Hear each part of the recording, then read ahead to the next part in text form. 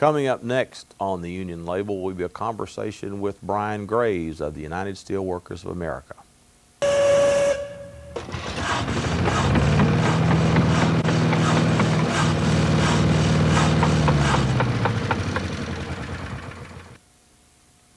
Welcome back. I'm Barry Craig. Tell us about the conference that you went to not too long ago. I attended an International Metal Workers meeting of Gerdau workers in Porto Alegre, Brazil. Now, Gerdau is a steel mill in Calvert City. Yes. Tell us a little bit about the mill and how long you worked there. I worked there at the mill at Calvert City for 23 years. It was opened up by OR Steel and then switched. It was Ohio River, wasn't it? Ohio River. Right. And switched to North Star Steel in 1986 and then was bought out by Gerdau Ameristeel in 2004. Well, let's do a little biography of you in the union. When did you join and how did you progress up through the ranks? Well, when I first hired in at Ohio River Steel, it was a non-union facility, but we organized shortly thereafter and became a member in 1984. Did you help with the organizing drive? Not that much on organizing. I did participate right after we were organized. I was one of the original officers as a treasurer. What did the union mean to you? You started off in a non-union plant, you got a chance to organize, and you did. What did the union mean to you? Well, I was very young at the time. I was 20 years old, right out of really high school, you know, just a few odd and end jobs. And then being part of the union meant a whole lot. I mean, I didn't think I would be and didn't know that much about the union, but it was an interesting thing to go through and see the union, you know, take hold and people become really as a united force there in Calvert City. And so what offices have you held in your local? I've been grievance steward, treasurer, vice president, and now currently unit president. And your local is number? 9447-05. We're amalgamated. You mentioned you were a steward. What makes a good union steward? You have to really listen to the people and try to settle their problems. I mean, it's not necessarily just grievances, because many of their grievances aren't really grievances. They're just more or less complaints, and you sit down with them and try to, you know, just represent them and take their voice to the company for them, because a lot of people don't like, you know, dealing with the management people. Mm-hmm. And you've been president for how long? Since 1999. Since 1999. Now, the conference was held in Brazil, Yes. The headquarters town of Gerdau, which is? Porto Alegre. And so tell us about the conference. It was they've had these conferences. Gerdau has been in the steel business, I think they claim, for right at 100 years, and they've have numerous plants in all over the world now, but the original workers of Gerdau began their meetings in 1996, and at that time there was 3 countries represented by Gerdau. They had another one in 2003. That would be what, U.S.? No, at that time it was just Brazil, and I believe Uruguay and Chile was the 3 original countries. So this is a South American company from Yes. the very beginning. Yes. And then in 2003, the conference had grown to 6 members. A couple more of the South American countries, and Canada at that time also was purchased by Gerdau. Some 4 plants. I think it was originally just 1, but now they own 4 in Canada. And then in 2006, this last recent conference, Gerdau now owns plants in 9 different countries across the world, and representatives were from all countries. Well, Calvert City people sort of associate with chemical plants, and there are a bunch of them over there.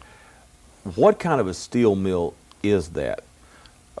We're what they consider a mini mill. I was going to say, I thought the term was mini mill. So Yeah. what does a mini, what's the difference between a mini mill and something you would see in Pittsburgh? The main difference would be what they call the integrated mills will actually take iron ore and produce steel. Mini mills are basically just recyclers. They take scrap metal and melt it down in their reheat furnace, or not the reheat furnace, but in electric arc furnaces, and then cast their billets out of that.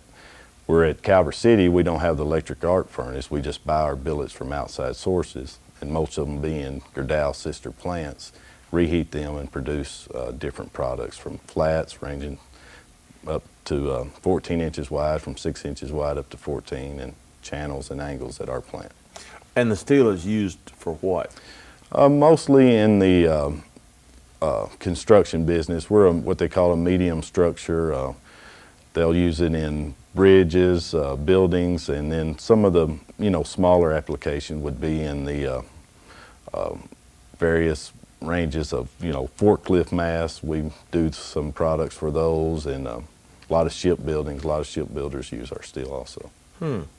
And how many employees in the Goodell plant at Calvert? We currently have 123 union members right now, but the plant is in the process of going to a fourth crew and hiring another additional 30 workers. Will be online sometime towards the end of March.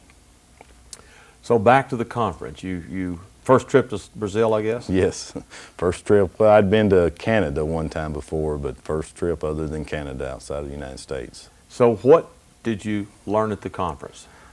One of the main things I learned is really the structure of the unions.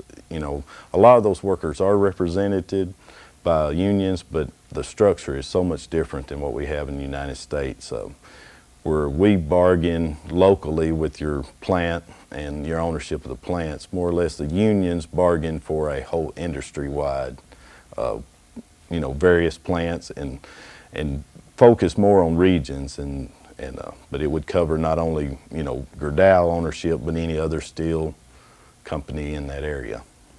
So the union, if you're talking about a steelworkers union, they negotiate with a bunch of different companies. Correct.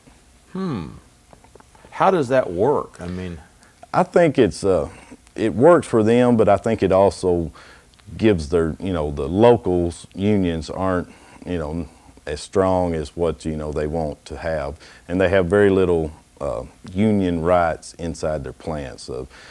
They have no grievance procedure, and the safety laws are laxing because there is no union activity inside the plants. All the union activities have to take place outside of the plant gate, actually. So the union can't represent you to the boss if you have a problem? No, they've actually said in Portuguese, which is the Brazilian language, there is no word for a grievance. So, wow.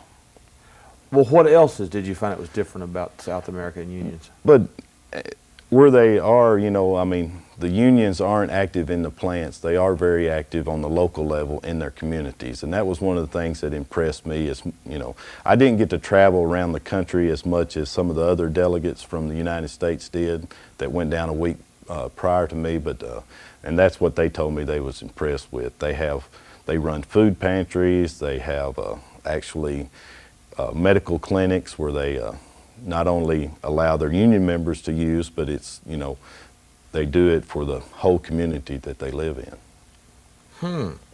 How about the political involvement? Are they as heavily involved in politics as unions are in the States? I think they are very involved on the national level, and I think they have, their leadership has a lot of sway with the members also. I think if the leaders are behind a political party or a political candidate, then I think their memberships really support what their leadership tells them and guides them in on political activities. Now that brings up an interesting point, is in years past, unions voted pretty solidly for candidates. Now you see 60-40 split, sometimes 55-45, sometimes 50-50. As a union leader, do you find it frustrating that, well, the union endorses a candidate that it believes is going to stand up for the union, yet you get so many of the workers who vote for other candidates? How do you deal with that? It is hard for me to understand why that takes place, and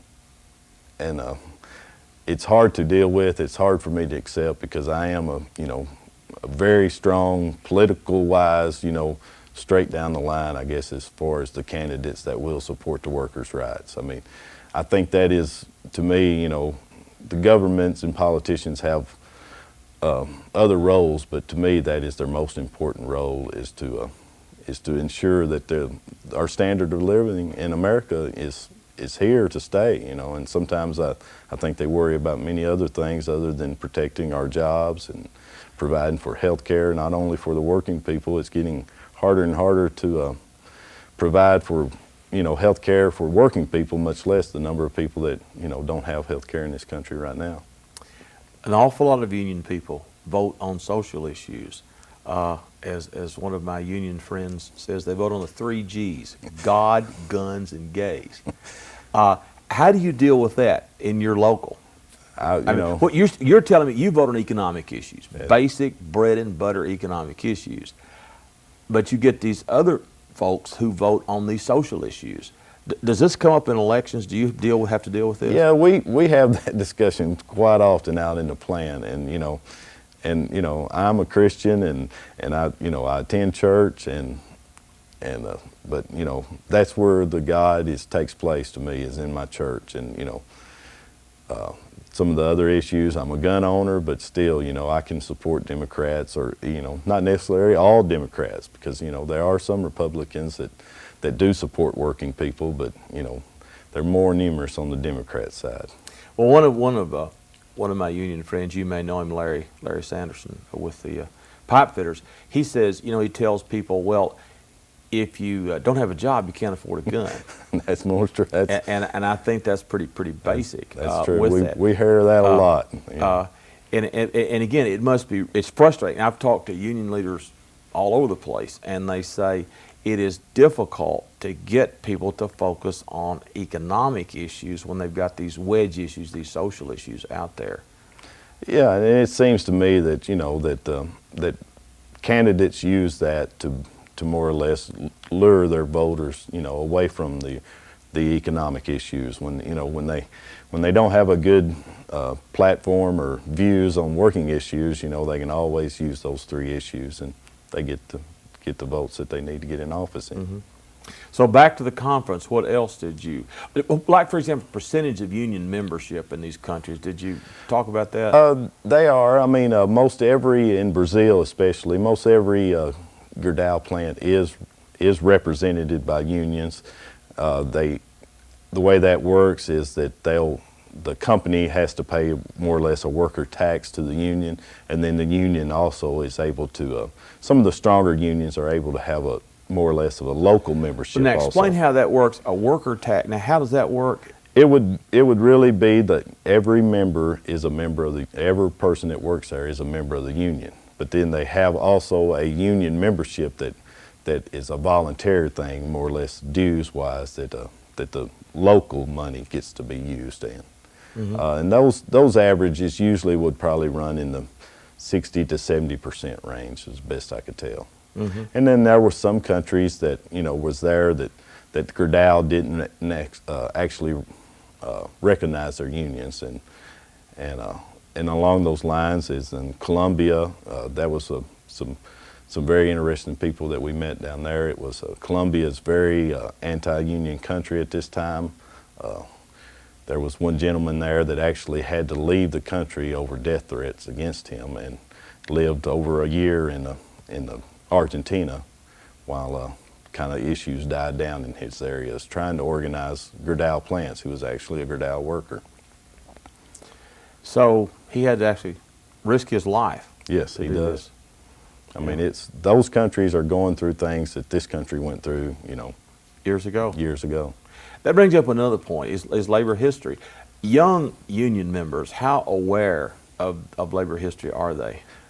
That's something that they're very, that's not known at all, and you see that all the time with the membership, and not to say that I was the same way when I started working there. I was very unaware of labor and the importance of it, and I think it's something that probably is done in our schools for a reason, is to try to discourage union membership. Union membership, and being associated with a union has really got a kind of a dirty name for, they only publicize the bad case scenarios of union abuses and never the good things that's come out of it.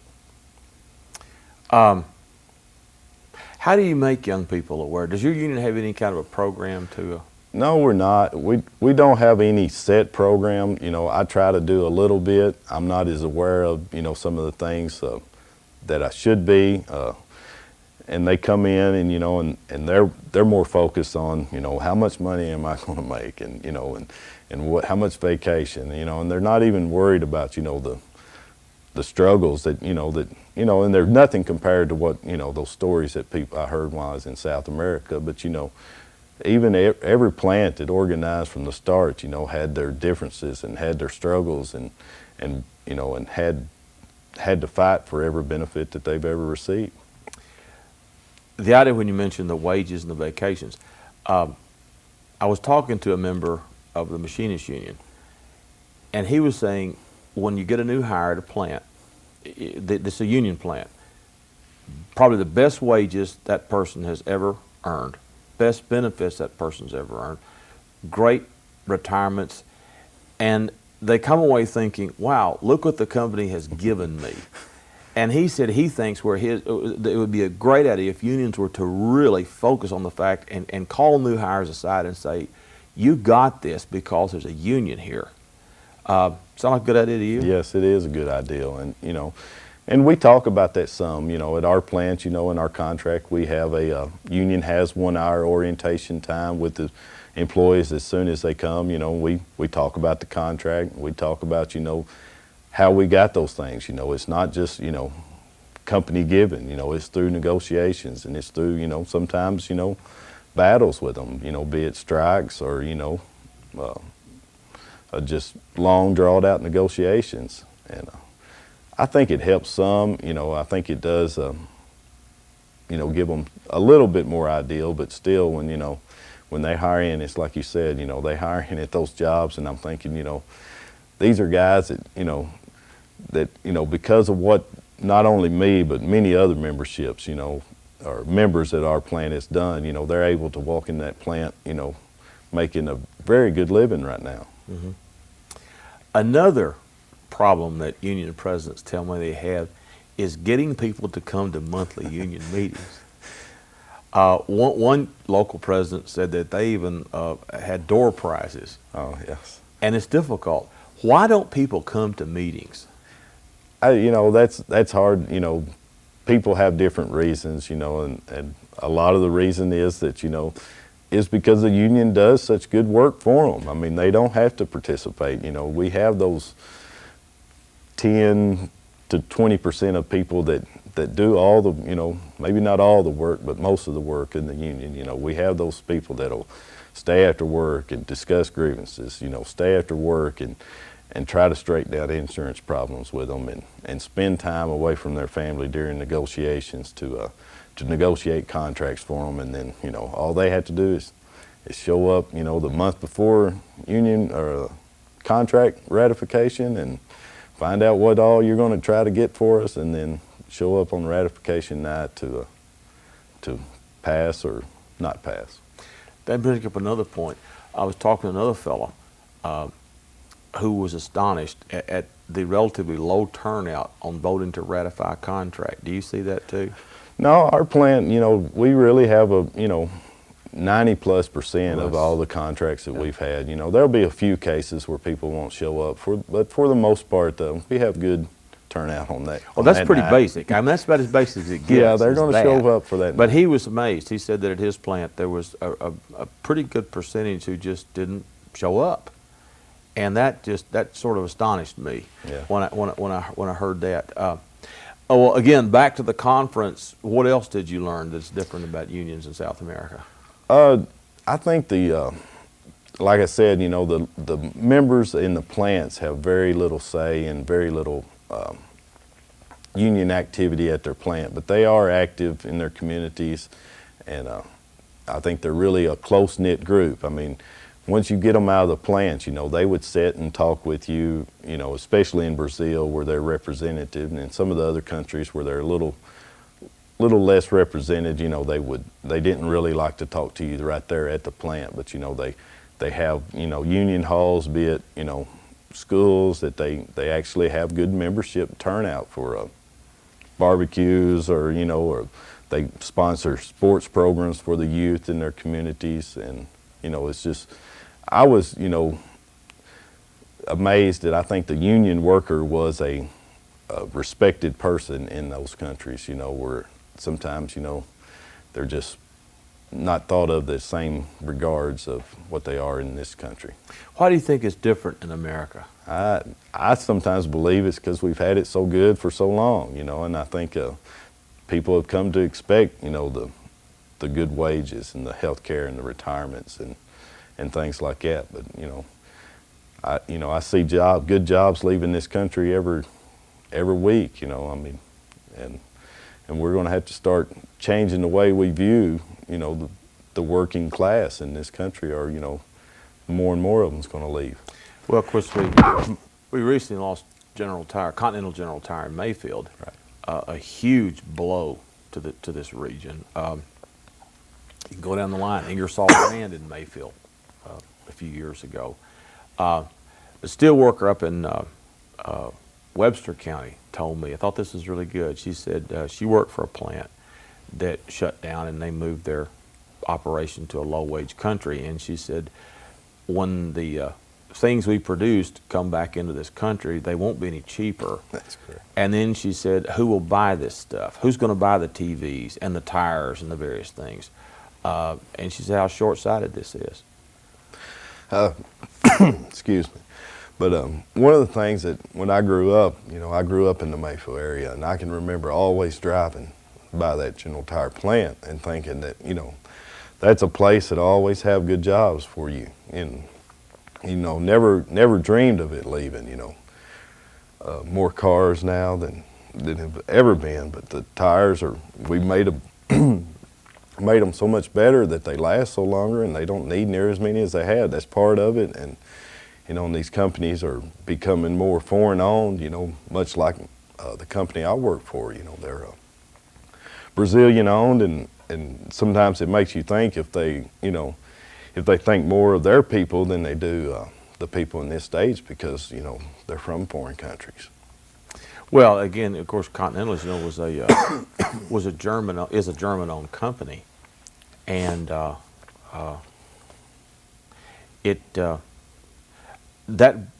is going to hurt the economy of this region for years to come, because those were good jobs. Good jobs. And you could have them for 30 years, or however long. I mean, it was.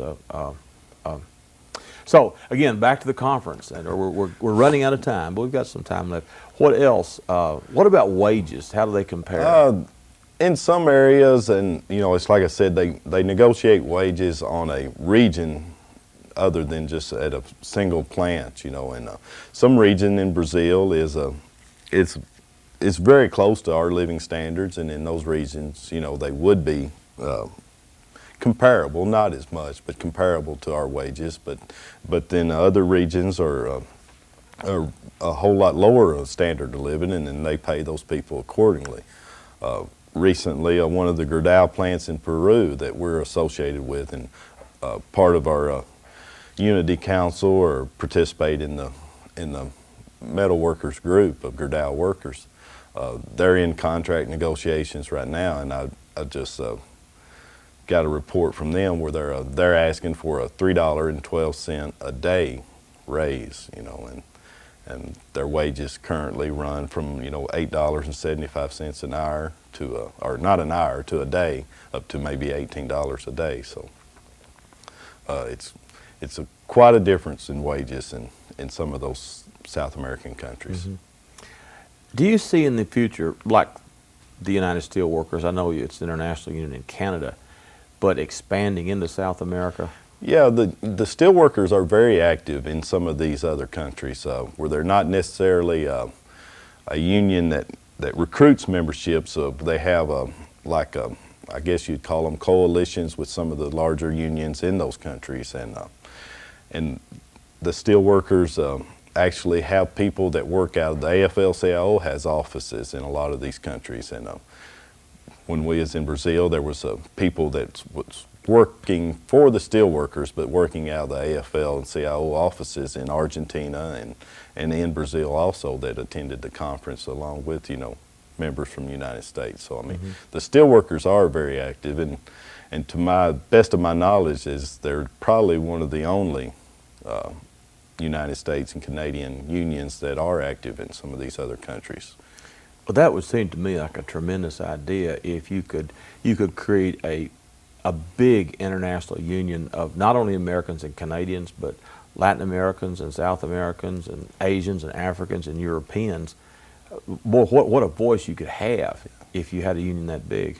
And they have, not only in South America, but they have, tried to, in Mexico, they're steel workers are very active in that country and trying to get those members, those people, the representation that they need to increase their standard of living also. Mm-hmm. What do you see as the future of the steel workers or the union movement in the United States? I have great hopes that, that somewhere down the line, and it's got to happen soon, that, that this country is going to start creating not only, minimum wage jobs, but they're going to start creating good manufacturing jobs. I think that, that they'll have to. I mean, there's going to be a time where we're going to have to start, not only saving the jobs that are here, but we're going to have to start bringing some of our jobs back to this country.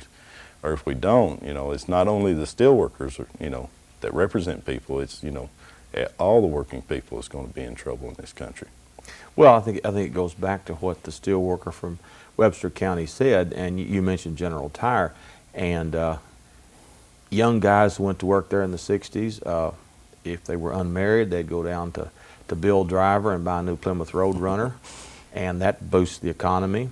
If they were older and had a family, they'd buy a house, and that boosts the economy. They would buy furniture, they would buy appliances, and that boosts the economy.